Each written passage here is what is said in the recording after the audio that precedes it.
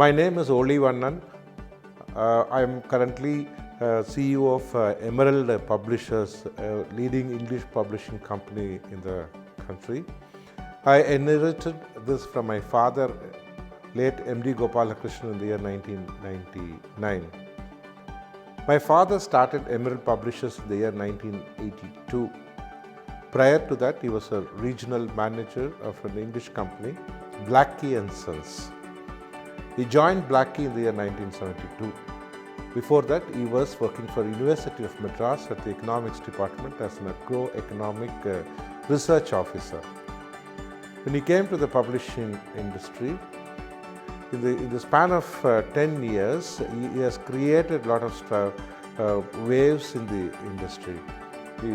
But at some point of time, he has to quit Blackie & Sons because the change in government policies that time moved many of the English companies out of India, including Blackie & Sons.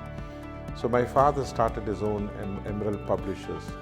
So in the beginning, as an youngster, I also enjoyed working with my father. Of course, not as a full-time, because I was pursuing my education. So during my holidays and other times, I used to support my father both in terms of production as well as marketing. Production, basically going to the printing presses and sitting with him and reading proofs, because very, very important, editing is an integral part of publishing. So I used to sit with him and read loudly the passages in the galley proof, and he used to correct it. In terms of marketing, my father used to send me to various parts of Tamil Nadu, Kerala and Andhra Pradesh to go and meet different booksellers as well as academicians. So publishing is also, apart from though I have completed my engineering and a master's degree in business administration, my love for publishing also grew simultaneously. Also, I became a very avid reader, because when my father was working for Blackie & Sons, we used to get a lot of retold books. John Kenneth series, very popular, all English classics available for youngsters like us to read. So that also in a way helped me to when you read continuously, at some point of time you either become a writer. In my case, I associated with my father. In the 90s, early 90s, precisely 93, when I completed my education, I had an opportunity to go and pursue different things. But my love for publishing, forced me to stay with my father. So I worked with him. Then subsequently, I looked after our printing unit. We had a very big printing unit at that time. So it was not only publishing, our own books, but also we used to do a lot of corporate work. So I used to, many of my friends who were, classmates at the time or college mates at the time were working for big corporate companies. So I used to get those printing works and do it at my printing press. So till 99, then when my father passed away, then I took over the publishing company. So the last 22 years, my journey was with Emerald Publishers. Of course, I can't take complete credit out of it, because my spouse, who is also a lawyer working for a company, she resigned and joined me in business. So both of us actually built this publishing company since the time I took over by my father.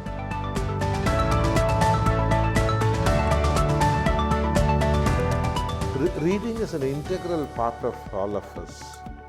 What differentiated us from rest of the species is that we have constantly acquired knowledge. The rest of the animals, knowledge passes through their genes, and it may take some generations for them to acquire new things. But for us, we are so lucky that we used to pass knowledge in the current generation itself. What we are today, 70,000 years back, if you had read the book by Yuval Noah Harari on Homo sapiens, 70,000 years back, we were somewhere down the food chain. We were like any other ordinary species, like butterflies or some other species. We were not as strong as a lion or an elephant or a cheetah. We can't match with them with their skill sets. But we have come this far.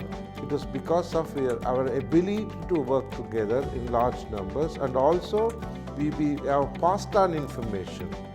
So that is what has separated us from rest of the species. And today we are the one who decides which species should be there and what number, all that.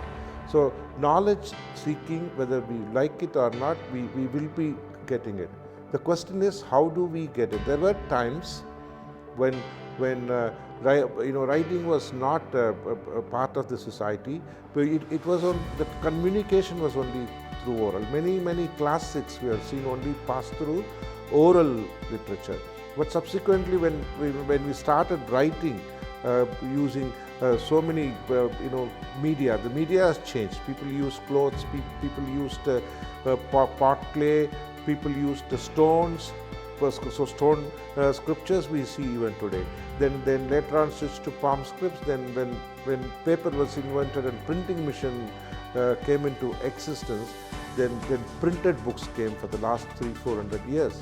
Then today printed books in the last 30-40 years we are seeing complete sea change of the technology. And today people read it in different forms, what we call it as electronic format. So people are reading. If you ask me, people are reading more than ever. Today people read. People may be reading through WhatsApp, reading through Facebook, reading through blogs. Of course, people also read books. So, and also people listen to also. While I was driving from my office to here, I was listening something very important book which about I have to talk next week. I was listening part of it while I was driving the car. So the audiobooks are also becoming popular. So if you ask me whether they are reading the book, I'm sorry, I don't have the statistics to support that. But I would say that people are acquiring knowledge by reading in different formats. So I would definitely appreciate and congratulate the current generation, because in spite of so many distractions to them, in our times when only one TV came and one channel, my parents considered that was the greatest distraction for children. But today I have seen far too many, innumerable number of distractions. In spite of that, children have scored well in their academics, and they also continue to pursue their knowledge. So today seeking knowledge is still continuing, or probably I would say that that's gone at an exponential level. But the question before us is whether they are reading the book or not. That has to be, we need to have supporting data to substantiate.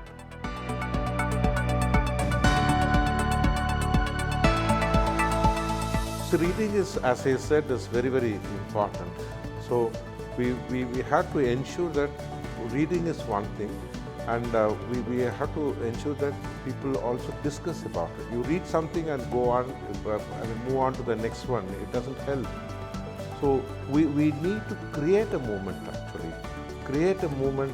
Whatever you have read, you should discuss with others. Only by discussing what you have read only will strengthen your thoughts on that. Otherwise, simply you go and store something inside you.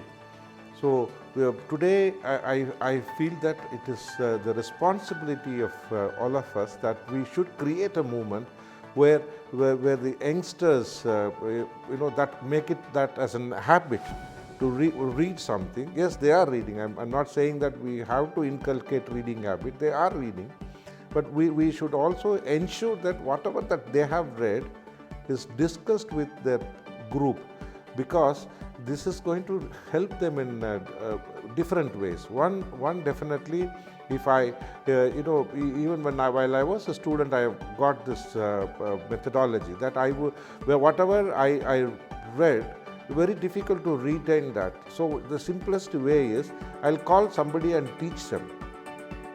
So people also enjoyed my company because for them, they get additional teaching. But by doing that teaching, I ensured that I have learned it properly. If I communicate something to you and you said yes, I understood clearly, that means the very purpose of my learning is complete. So similarly, if today you have read a book and just keeping it, you are simply shifting from one shelf, physical shelf, into your memory shelf. That's it. But that alone will not solve the problem. If you discuss with others, if you analyze about that, if you review about that, probably your brain activities will go up many times. And also, you get multiple perspectives. That is very important, because today, when we work in any environment, we should also understand that my word is not the last, because there are others also will have different perspectives on that. So when we do such kind of book reviews and after reading the book, when they analyze, we get multiple perspectives, and also this helps us to work in a team. So the leadership skill is also improved. More than anything, if whatever that I have read, if I share it with others, then my communication skills also, my speaking skills also improve. So we need to make that also as a movement. So now we have initiated such activities. Earlier we had exclusively for English called Book Club India. We used to meet regularly every month, first Sunday at a cafe, and people used to come discuss. Later on we moved to our office. There were about 40-50 people used to come, and then one of them would discuss about the book that he had read, and a lot of discussions would follow. But unfortunately, after the COVID, we stopped, and we probably would start in a month or so. But during the pandemic time, we have created another group in Zoom called Varangal Padipom and Varangal Padaipom. That means come, let's read, come, let's create, write.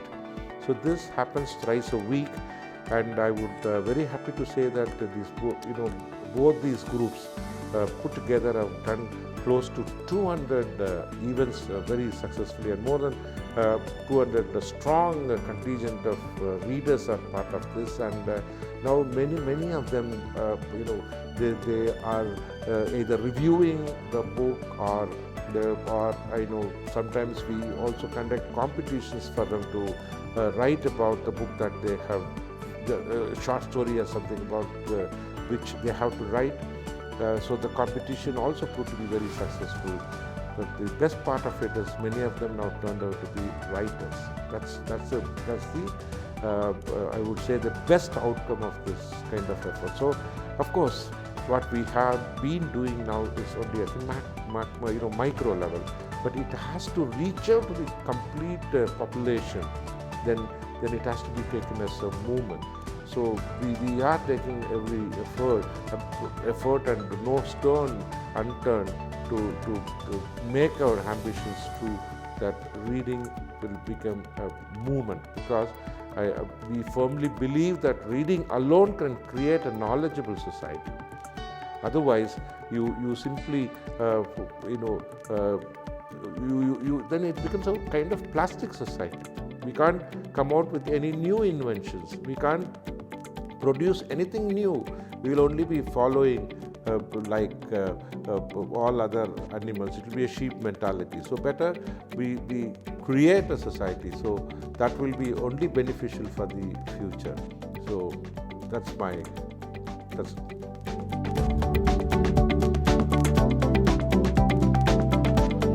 When my father was started in the year 1982, the marketing that time was totally different. It was very, you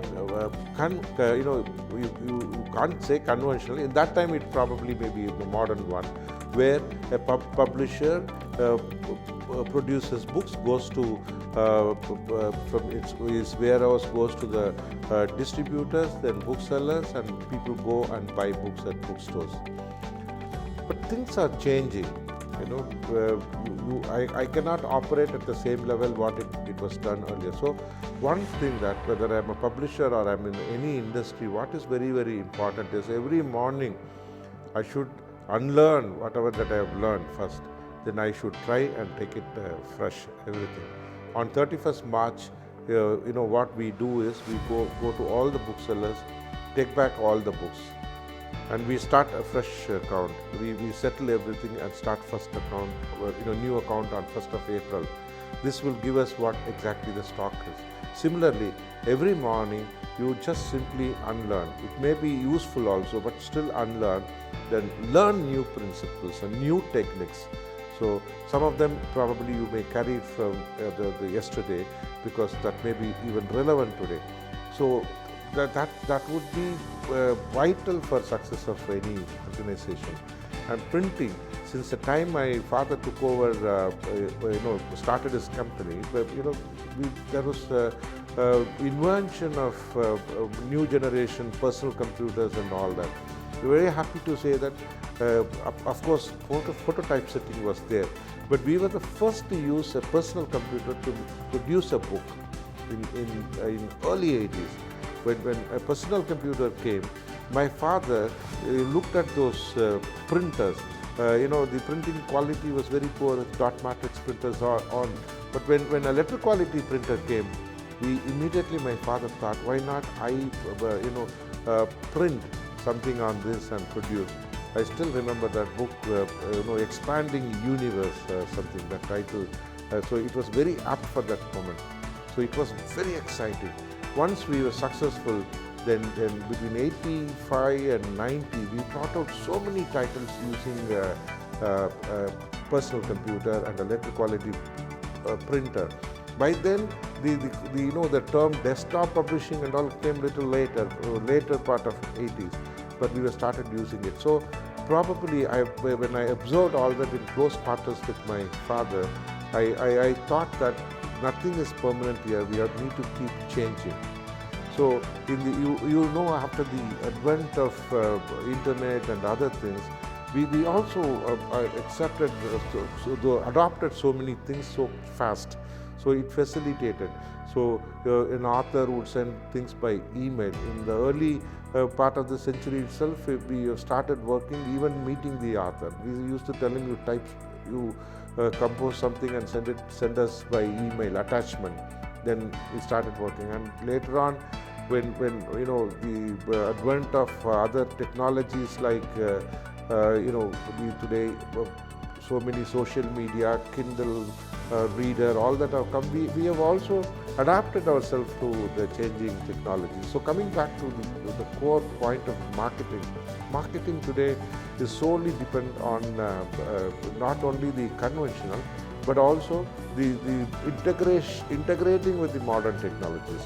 In those days, if we brought out a book, we have to bring out some leaflets or some banners which we used to send it to major booksellers. It will be displayed, and we will give them the flyers. So that's how we used to do that. We go to colleges, give them the flyers about new book and all that. But today, it's all just with one touch of a finger. I can send to hundreds and thousands, not only this part of or this country, but everywhere, any part of the world. So today, technology, I would say that in a way we are all blessed that we can able to reach out faster. Communication is not a problem, but how best you communicate, because in those days, the effectiveness, I will tell you, you go and meet a librarian in a college in a city, probably one or two only would visit a librarian, or a bookseller maybe 4 or 5. So when you go there, it will create an impact for them. They will treat us like treat us like a brother, or one belong to the family. So they'll say, this afternoon you are going home with us for lunch. Then weekends I used to go with them and watch movies, all that. So the relationship was very strong with distributors and booksellers in those days. But today you can't expect that, because it's not just you. He gets hundreds and thousands of such informations every day through his WhatsApp or other media. So you have to be different from rest of the people. So you have to come with innovative marketing techniques so that people also look at you. So there are today we are looking at different ways of reaching out to people. The branding you can do using different social medias, YouTube, Facebook, Twitter, Instagram. All of them play a vital role. You can't single out and say this is what contributes enormously. We don't know. Depends upon the book, depends upon the demography, depends upon the size of the population, gender. So many factors are there. So today I tell my people that whatever medium is available, make use of it. You do it, but do it intelligently, because if it is simply you promote your books in a conventional way, probably that may not get the attention of the buyers.